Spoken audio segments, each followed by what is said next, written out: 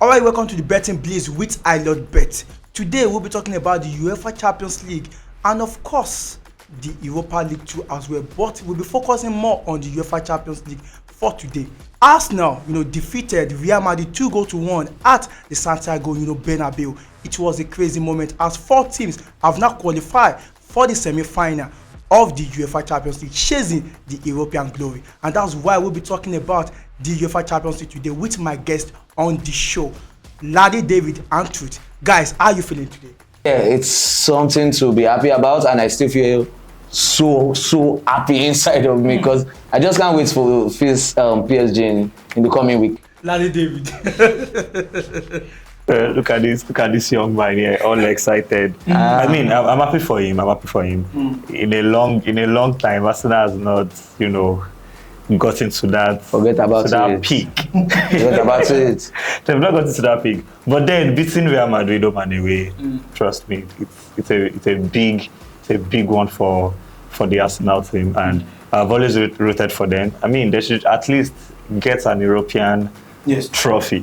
Yeah, so starting with the Champions League won't be bad. But kudos to the boys. They showed class. Kudos to them. The Santiago Bernabeu was closed. All the fans were saying that when it's closed, Arsenal will be out. Are you surprised to see, Arsenal advancing, or what do you think? No, I'm not surprised. I mean, they played with confidence. Yeah, regardless of the noise, the ambience, it was more like, okay, whatever you do, we still beat you. Yeah. Do you think Real Madrid, needed a number 9 in that particular match to actually, win? Because they lack that centre forward. It's not about. I mean, I'll just make it simple. With or without the number 9, we've always known Real Madrid to be this king of comeback and the like.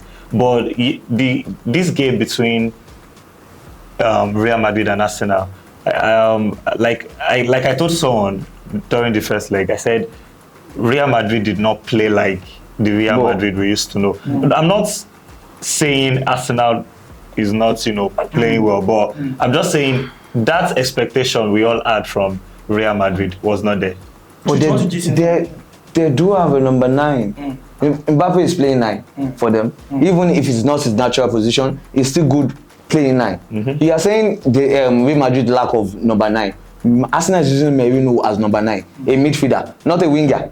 Mbappe is a natural winger, sure, but he can play 9. And he's playing it well for them in the league. He's one of the highest goal scorers in their league. Merino is not even top list of the highest goal scorer in England, and he's not even a natural 9. It did not even really show in the match. Aside the 2 assists, it did not really show so much. So why are you thinking the number 9 position, not the natural striker, not available for Real Madrid should matter? It shouldn't. They are a good team enough, and they paid a huge sum of money. Oh, sorry, it was not even money itself. It came for free. Yes. Yeah. Mbappe is a very, very good player. No one can dispute that.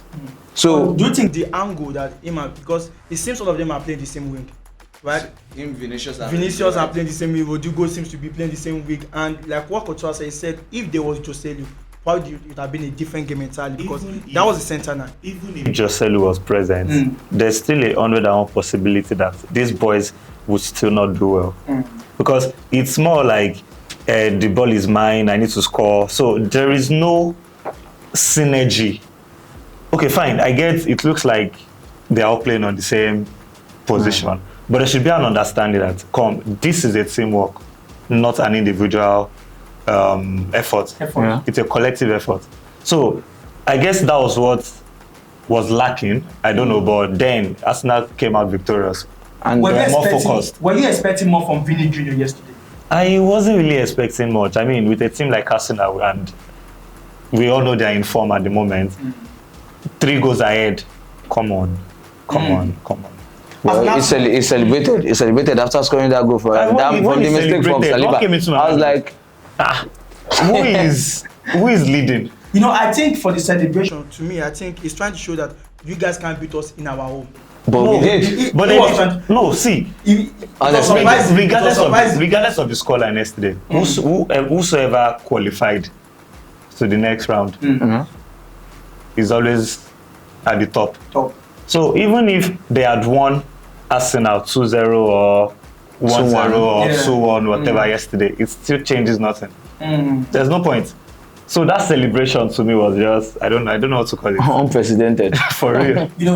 Do you think Arsenal, have a chance to win the Champions League this season? Well, we can't write off anyone. Anybody that can work their way to and get into the semi-finals shows that they have some class. They have the players to go all the way. But yeah, it's not going to be an easy one. It's PSG next, and we know how good they are. Their midfield and their attacking prowess. But Arsenal have the players to counter that soon.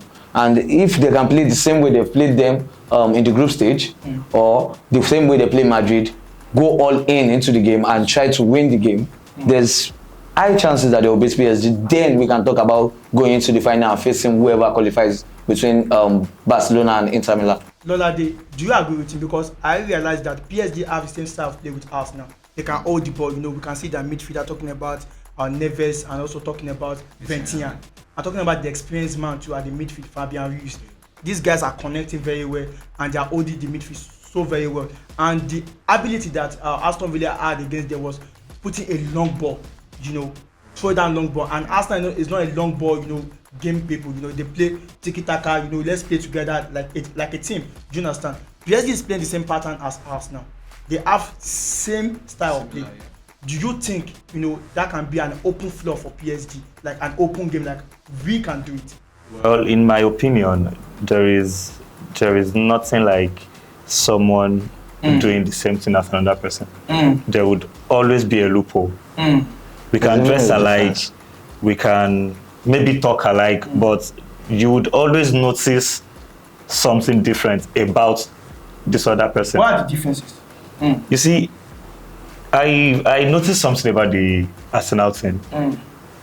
They are really focused. I think, and I think it's coming from a place of, we do not have that experience. Okay. You get, but that doesn't mean we should write off ourselves. Okay. Those with the experience, where are they now? Likes of Bayern Munich, Liverpool, Real Madrid, and But with the Arsenal team, fine, they can be playing the same pattern with PSG. Yes. But they want PSG. That was when PSG was not PSG. They were still PSG. They only had one player. PSG had a massive run from the beginning of this Champions League. Until they met Arsenal. And Arsenal dealt with them.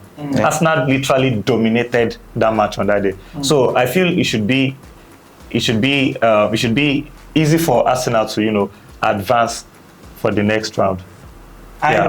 Yes, ahead of PSG. I have always rooted for Arsenal to be the Champions League winner of this particular season. So if they are serious enough, I feel they should do the same thing against PSG too. Well, what about the attacking fighting of Paris Saint-Germain? There seems to be a very scary side.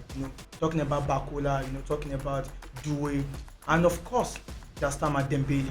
Do you think these guys can haunt Arsenal? This is Arsenal's defense. They currently have one of the best defense in the entire, football league. Okay, I can't say it anyway. The defense is really, really tight.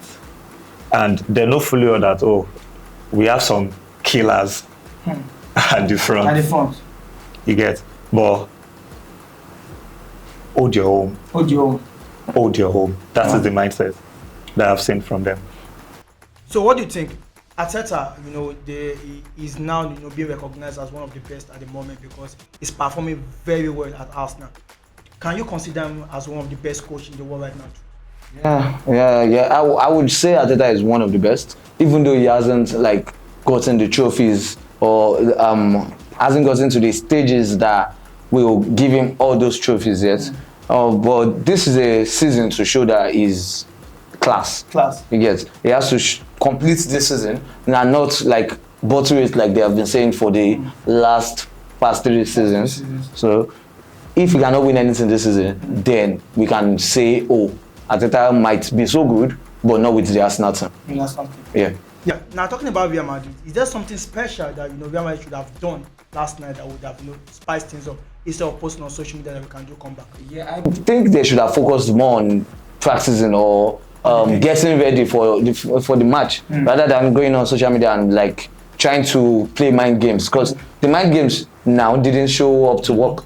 You get now we have to like they have to like should have settled in and try to like put Arsenal in a box.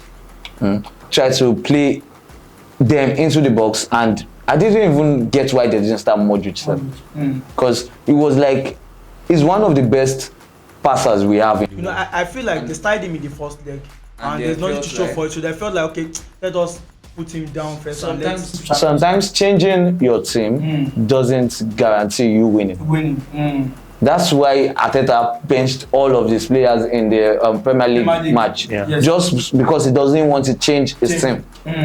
Well, and that showed what that made the difference, because Rice that got the man of the match in the first leg got the man of the match in the second leg, showing that the consistency matters. You don't just switch up if you are not getting the results. But Ancelotti is still a very good coach, and there's still a lot he could do for them. There's still a league to chase, so we cannot write anybody off. But Madrid is out of the Champions League, so I'm just looking forward to the next match. Alright, looking forward to the next match. And consistency matters, you know, in football as far as Arsenal is concerned.